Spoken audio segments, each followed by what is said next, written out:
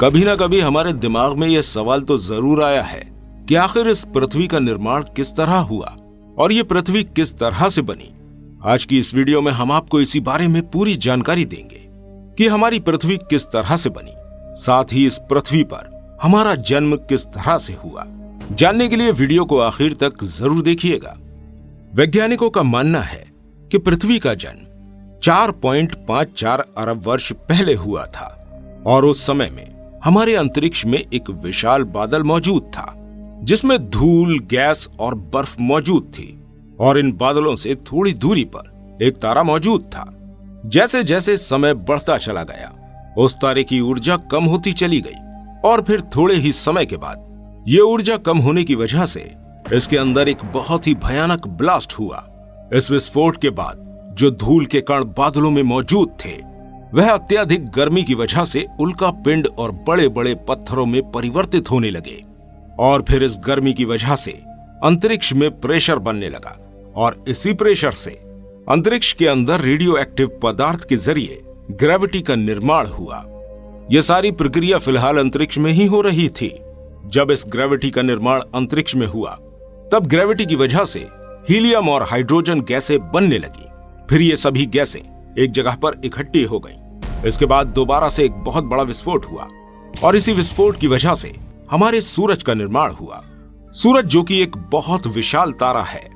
और फिर इसके बाद हमारे अंतरिक्ष में जो एस्टेरॉइड मौजूद थे वह सूरज की तरफ अट्रैक्ट होने लगे और सूरज के चारों तरफ चक्कर लगाने लगे। फिर थोड़े ही समय बाद यह एस्टेरॉइड आपस में टकराने लगे और फिर इसी टक्कर के बाद निर्माण हुआ हमारे सोलर सिस्टम के सभी ग्रहों का और इसी में शामिल थी हमारी पृथ्वी। जब हमारे सोलर सिस्टम का निर्माण हुआ तो पृथ्वी और मंगल ग्रह के बीच में एक ग्रह और मौजूद था जिसका नाम था थिया। अब जैसा कि आप सभी जानते हैं कि हमारी पृथ्वी के अंदर ग्रेविटेशनल फोर्स मौजूद है और इसी फोर्स की वजह से एस्टेरॉइड सूरज की परिक्रमा कर रहे थे। वो साथ ही में हमारी पृथ्वी की भी परिक्रमा करने लगे और साथ ही इन्होंने हमारी पृथ्वी के ऊपर गिरना भी शुरू कर दिया और जो ग्रह पृथ्वी और मंगल के बीच मौजूद था उसके साथ भी कुछ ऐसा ही हो रहा था और इसी वजह से थोड़े समय बाद थिया ग्रह हमारी पृथ्वी के बिल्कुल पास आ गया और जाकर पृथ्वी से टकरा गया।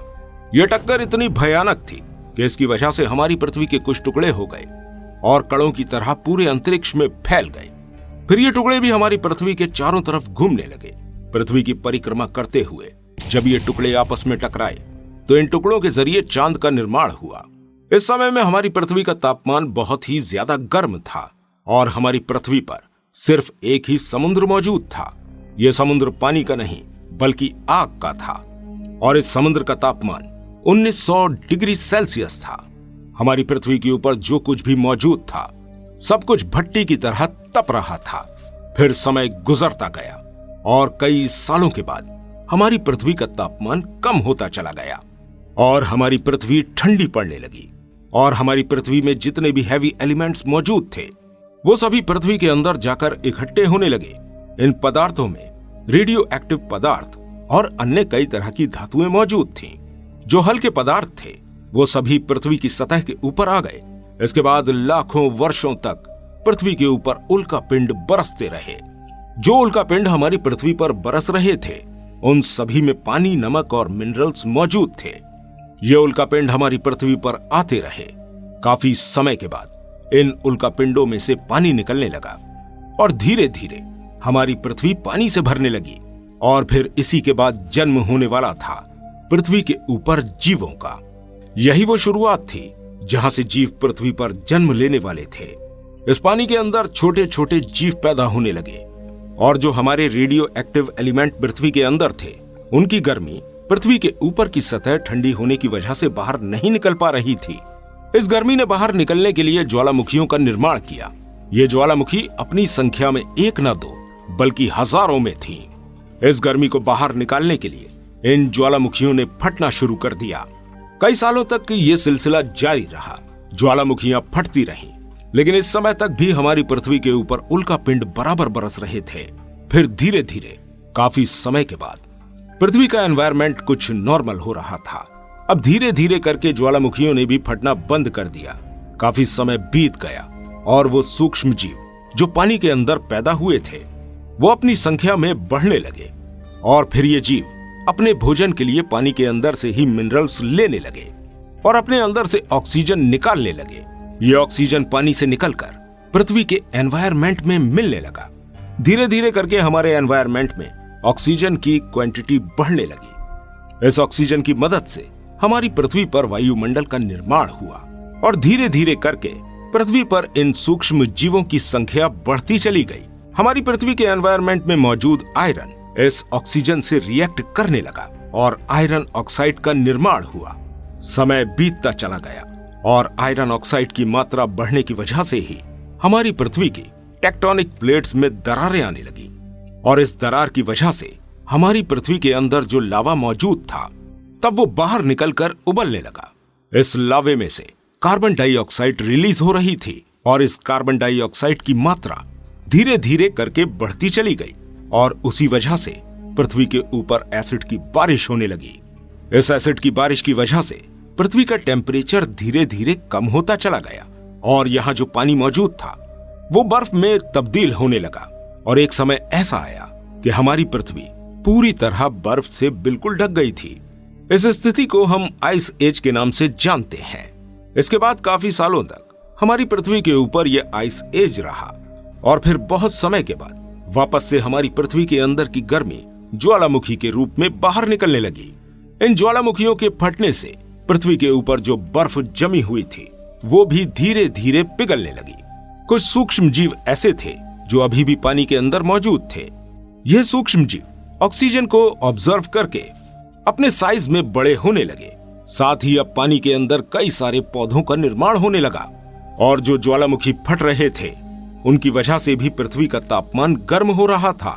इस गर्मी से पृथ्वी की सारी बर्फ तो पिघल गई, लेकिन ज्वालामुखी के फटने से दोबारा से कार्बन डाइऑक्साइड का रेशियो पृथ्वी पर बढ़ने लगा और दोबारा से पृथ्वी के ऊपर एसिड रेन होने लगी और धीरे धीरे करके पृथ्वी पर एक बार फिर से हिमयुग आ गया और पृथ्वी का ज्यादातर हिस्सा बर्फ से ढक गया।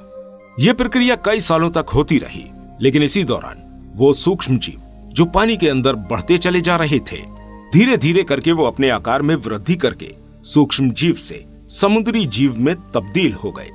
सिर्फ यह जीव ही नहीं बल्कि वह छोटे छोटे पौधे भी जो समुद्र के अंदर मौजूद थे वो भी अब अपने आकार में वृद्धि करके काफी बड़े हो चुके थे और पृथ्वी की जमीन पर कई बड़े बड़े पौधों का निर्माण ऑक्सीजन की वजह से हो चुका था। साथ ही अब पृथ्वी के ऊपर ऑक्सीजन की मात्रा भी कई ज्यादा बढ़ चुकी थी और इसी ऑक्सीजन की मात्रा ज्यादा होने की वजह से हमारी पृथ्वी के ऊपर निर्माण हुआ ओजोन लेयर का, इस ओजोन लेयर की वजह से अब एसिड रेन होना भी बहुत कम हो चुकी थी। इस ओजोन लेयर की मदद से सूरज से आने वाली हानिकारक किरणें पृथ्वी तक डायरेक्ट नहीं आ पा रही थी और वह जीव जो समुद्र के अंदर रहते थे उन्होंने समुद्र से निकलकर बाहर पृथ्वी की सतह पर रहना शुरू कर दिया। अब पृथ्वी का टेम्परेचर बिल्कुल नॉर्मल हो चुका था और फिर काफी समय के बाद वह जीव जो समुद्र से निकलकर जमीन पर रहने लगे थे वह डायनासोर में परिवर्तित हो गए। डायनासोर उस समय का सबसे शक्तिशाली जीव था और पृथ्वी के ऊपर डायनासोर का ही राज था।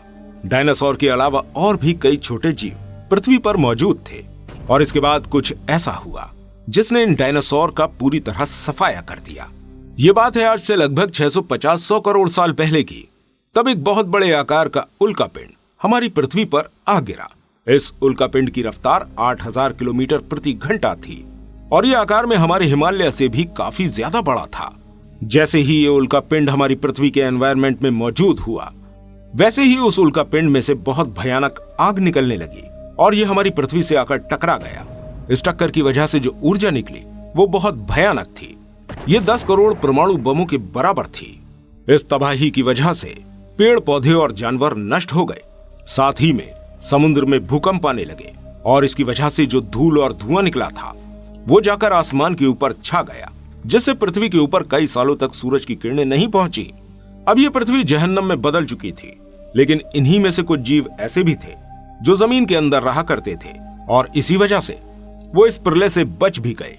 और इस सभी के बाद एक बार फिर से पृथ्वी के ऊपर एसिड रेन शुरू हुई, जिसकी वजह से पृथ्वी वापस पूरी तरह से बर्फ से ढक गई और फिर धीरे धीरे जब ये बर्फ पिघली और पृथ्वी का वातावरण नॉर्मल होने लगा, साथ ही पेड़ पौधे यहाँ उगने लगे, तब ये छोटे जीव जो जमीन के अंदर घुस गए थे वो जमीन से बाहर आने लगे।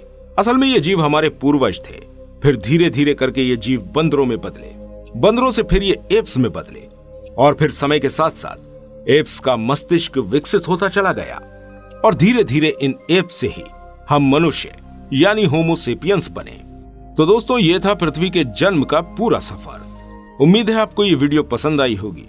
इस तरह की और वीडियोस देखने के लिए हमारे चैनल को सब्सक्राइब करना बिल्कुल मत भूलिएगा।